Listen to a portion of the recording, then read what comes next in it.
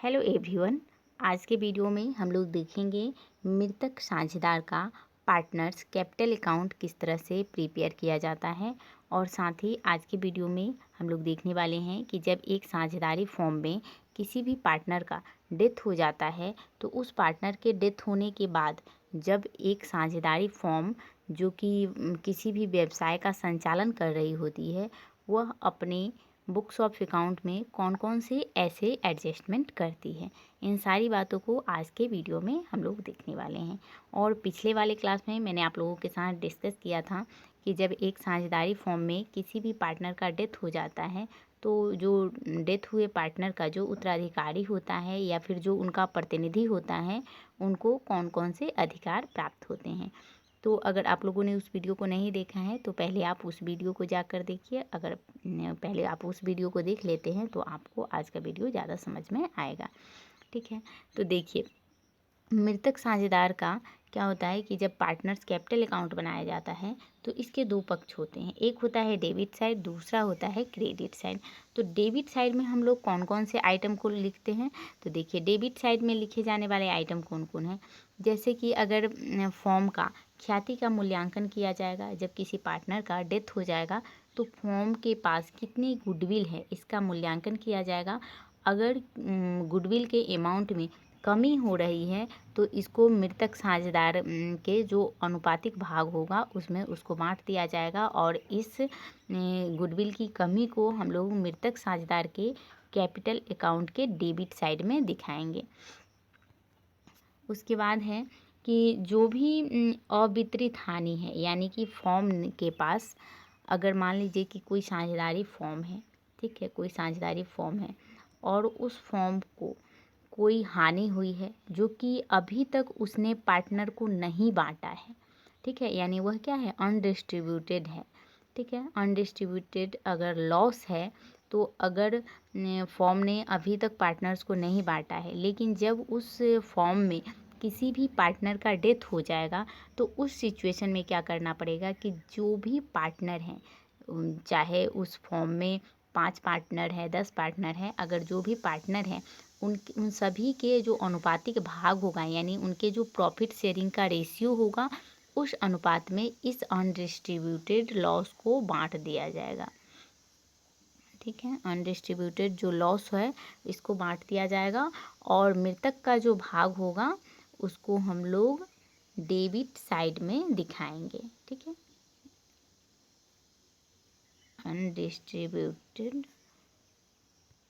Undistributed जो loss होगा उसको हम लोग किस साइड में दिखाएंगे, डेबिट पक्ष में दिखाएंगे।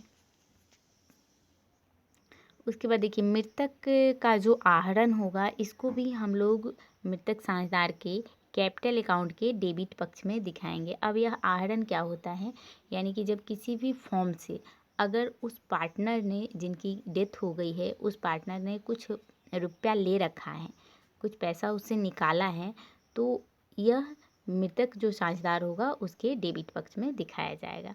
अगर आहरण पर ब्याज है, यानी कि फॉर्म से जो मृतक साझेदार ने कुछ पैसा ले रखा था अगर उस पे फॉर्म कुछ ब्याज इंटरेस्ट चार्ज कर रही है तो इसको भी हम लोग डेबिट पक्ष में दिखाएंगे।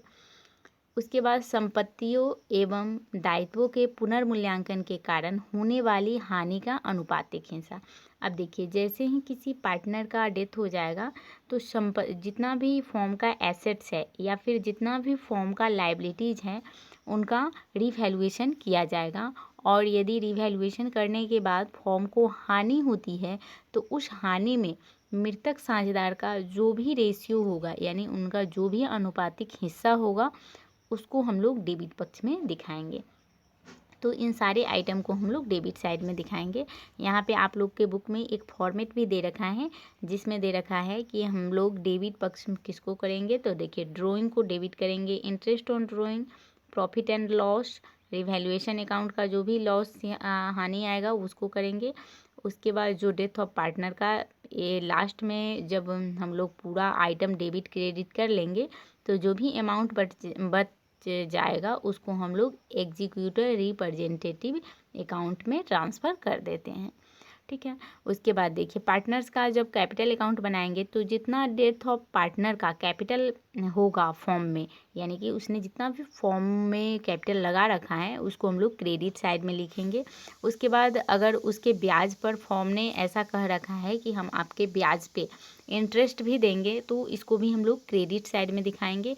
उसके बाद अगर कोई साझेदार को यह बोला गया है कि उसको सैलरी भी दिया जाएगा तो उसके सैलरी को भी हम लोग उसके सैलरी को हम लोग क्रेडिट साइड में दिखाएंगे। उसके बाद reserve and profit and loss account को भी अगर रिजर्व कुछ है अगर पार्टनर्स का तो उसको भी हम लोग क्रेडिट साइड में दिखाएंगे। साथ ही अगर गुडविल का हानि हुआ है तब तो उसे हम लोग डेबिट में दिखाएंगे, लेकिन जब अगर जब लाभ हुआ है, ठीक है, तो उसको हम लोग क्रेडिट साइड में दिखाएंगे। और अगर पार्टनर्स का जॉइंट पॉलिसी अगर फॉर्म ने करवा रखा है, यानी कि पूरे फॉर्म का अगर जॉइंट पॉलिसी है तो उस पॉलिसी में से जो भी मृतक साझेदार का हिस्सा होगा उसको हम लोग क्रेडिट पक्ष में दिखाएंगे, ठीक है। और इस तरह से हम लोग का पार्टनर्स कैपिटल अकाउंट बन जाएगा। उसके बाद जो भी शेष बच जाएगा उसको अब देखिए अब इस साइड का हम लोग टोटल कर लेंगे और इस साइड का टोटल करेंगे और जो भी शेष बच जाएगा उसको हम लोग पार्टनर के जो एग्जीक्यूटर हैं उनके अकाउंट में हम लोग ट्रांसफ़र कर देंगे और यह हमारा क्या हो जाएगा, बैलेंसिंग फिगर हो जाएगा। और इस तरह से हमारा टोटल दोनों तरफ का क्या होगा, बराबर हो जाएगा। आई होप कि आपको समझ में आया होगा।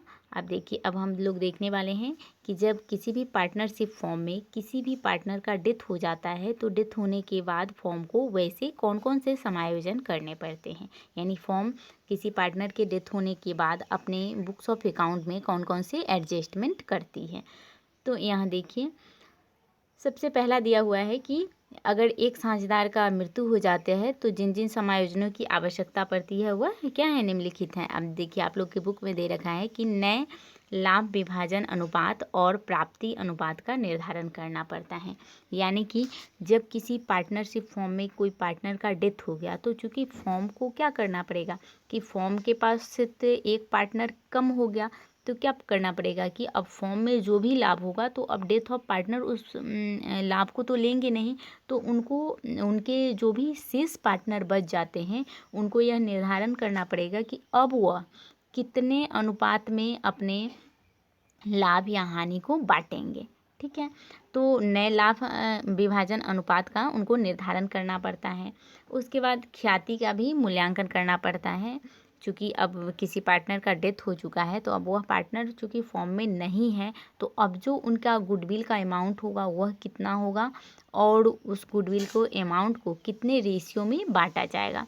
उसके बाद जो भी फॉर्म का एसेट्स होता है या फिर जो भी फॉर्म का लायबिलिटीज़ होता है उनका रिवैल्यूएशन करना पड़ता है, ठीक है। यानी कि हम लोग क्या करते हैं कि जब किसी पार्टनर का किसी फॉर्म, मान लीजिए एक व्यवसाय फॉर्म चल रही है और उसमें किसी भी पार्टनर का डेथ हो गया तो अब हम लोग क्या करेंगे कि अब उनके जाने के बाद यानी मृतक साझेदार का अब चूँकि उनका कैपिटल अकाउंट बन के तैयार हो गया, उनके जो भी उत्तराधिकारी हैं उनका वह हिस्सा मिल गया, तो अब फॉर्म का क्या होगा, एसेट्स भी तो कम जाएगा या फिर उनका जो लायबिलिटीज़ है वह भी कम जाएगा। क्योंकि कहीं ना कहीं अगर फॉर्म के पास कोई पार्टनर पैसा लगा रखा है तो कहीं ना कहीं फॉर्म का भी लायबिलिटीज़ भी तो बढ़ जाता है। अगर मान लीजिए कि एसेट्स हमने किसी को एसेट्स अगर मेरे पास हैं 1 लाख रुपया, ठीक है, तो कहीं ना कहीं हमारा दायित्व भी तो ज़्यादा बनता है। यानी अगर हमारा एक तरफ एसेट्स है तो हमारा लायबिलिटीज़ भी क्या होता है, एक तरफ से क्रिएट हो जाता है।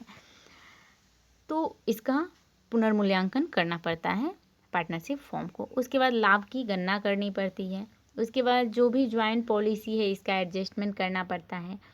फिर मृत साझेदार के जो भी एग्जीक्यूटर रिप्रेजेंटेटिव होते हैं उनके देय राशि का निर्धारण करना पड़ता है। और फॉर्म में जो भी पार्टनर बच जाते हैं यानी मृतक साझेदार के अलावा जो भी शेष पार्टनर बच जाते हैं उनके कैपिटल का एडजस्टमेंट करना पड़ता है।